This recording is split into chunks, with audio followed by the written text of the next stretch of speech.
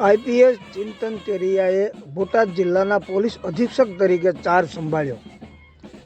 બોટાદ જિલ્લાના નવા પોલીસ અધિક્ષક તરીકે નિમણૂક થયેલા આઈપીએસ ચિંતન તેરિયાએ વિધિવત રીતે ચાર્જ સંભાળી લીધો છે. તેઓ અગાઉ ગાંધીનગરમાં મુખ્યમંત્રીની સુરક્ષા શાખામાં એસપી તરીકે ફરજ બજાવી રહ્યા હતા.